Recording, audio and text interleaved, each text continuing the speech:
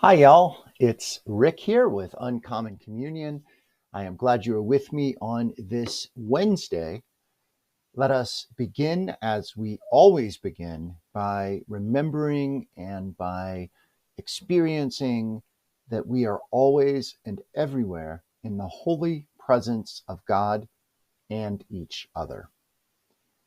Today has been a quiet day for me so far. I like Wednesdays because there is, for me, a lot of recovery, 12-step recovery that I do on Wednesdays. And I start it with a conversation each morning, Wednesday morning, with my sponsor. And today was no exception. It was a wonderfully rich conversation. And it really got me thinking about a couple of important ideas, and I wanted to share those with you today.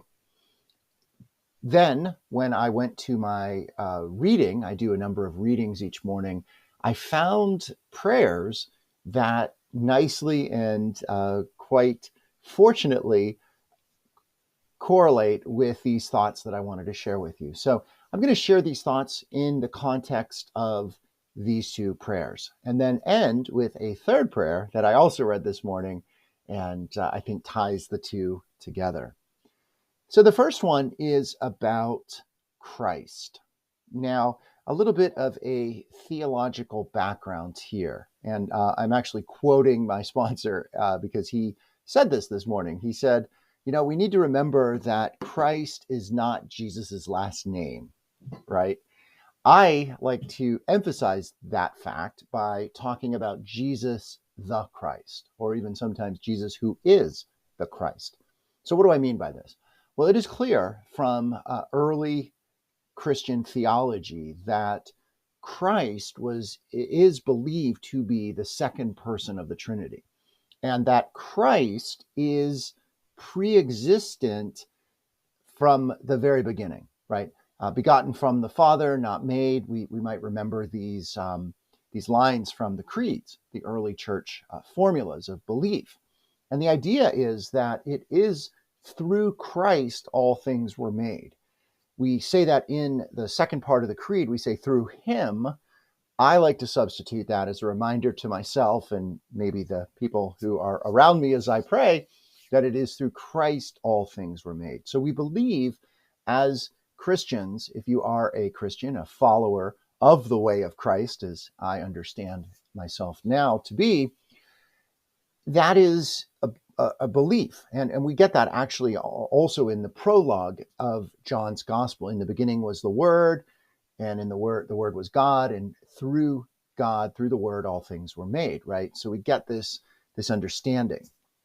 Where Jesus comes in is that the Christ, who is again the second person of the Trinity, became incarnate, became human in the person of Jesus of Nazareth, who was born, who lived, who taught, who forgave, who healed, who traveled, who loved, who had friends, all of those things, who died at the hands of a conspiracy of the religious forces and the political forces. And then after his horrible, terrible death, his followers experienced him, saw him, knew him, felt him, touched him as the resurrected Christ. And then they went out into the world proclaiming this. And here we are 2,000 years after that. So Christ is this cosmic, really, person, being, who is incarnate in Jesus. If we want to know who Christ is, who God is, we look at the person of Jesus. We get to know the person of Jesus, again, who is present with us, and that is Christ.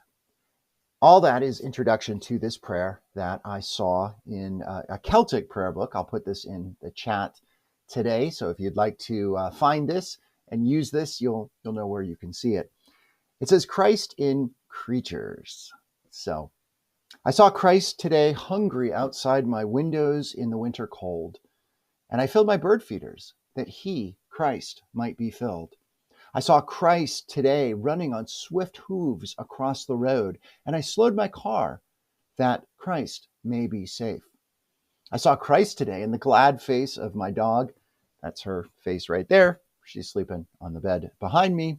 I saw Christ today in the glad face of my dog as I greeted her at the end of the workday.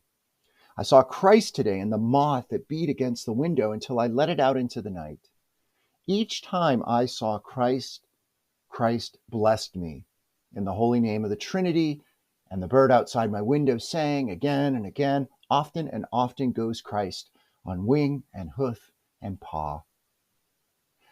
Yeah, that is really powerful to me because it's a reminder that Christ, again, who became incarnate, who entered into all of creation, is still entering into creation in all of creation, especially the creatures of creation. You know, we often think of Christ, seeing Christ in our neighbor, seeing Christ, especially in the face of the poor and the least, the lost, the lonely. Christ is also present in the creatures, the critters. And I saw two critters up close this morning as I was walking my pooch. One was a squirrel, and I'm going to share the photo that I took of this squirrel in my reflection, my written post. This will be for tomorrow's post, but I'll share that later. And I also saw a robin land in a tree very close to me. And he sat there and I looked at him and I don't know, we communed, really. So Christ is present always and everywhere, especially in the living beings of this creation, like my dog, like the bird, like the squirrel, like everything. The second thing that I would like to share with you is a prayer from another prayer book that I read every day. And again, I will put this into the chat so that you can download it if you would like. This one is a daily centering prayers. And I love this. These prayers are so significant that I write them down in a journal each day. And then I have a prayer ritual using beads that I use these words in that daily ritual. So today's it says a temple of truth is the name. Each day there's a little name.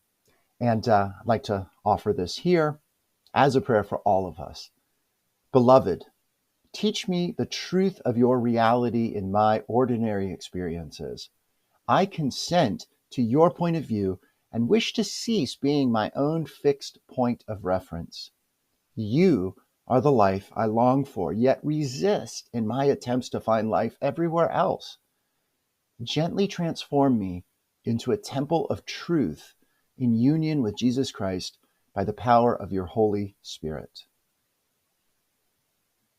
What powerful words. I consent to your point of view and I wish to cease being my own fixed point of reference. Again, seeking to see the world as God sees the world, but to see that through my eyes and to see that in a way that is expansive and recognizes all the connections among us.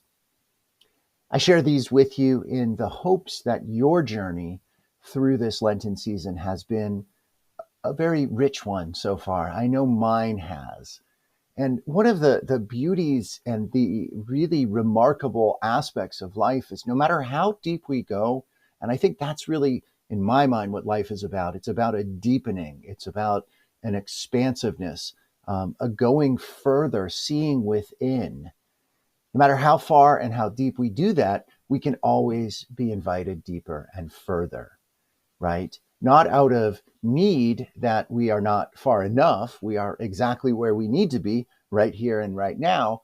And yet God is always calling us to go and be deeper, to experience more of the more, and more, the more, capital M-O-R-E. I like to understand that as a way of identifying, calling, naming, pointing to, indicating God.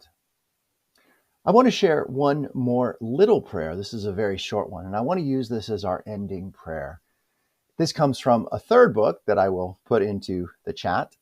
And again, I've mentioned all three of these books today, so these might be familiar to you. Perhaps you have them already. I recommend that you look into them if you don't. This one is a modern translation or really interpretation of Meister Eckhart.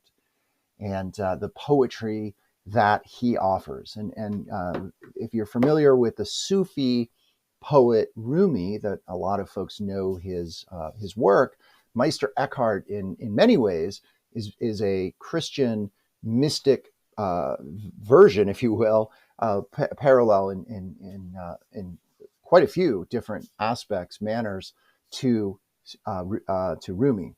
So let us end with this prayer, this invitation to more.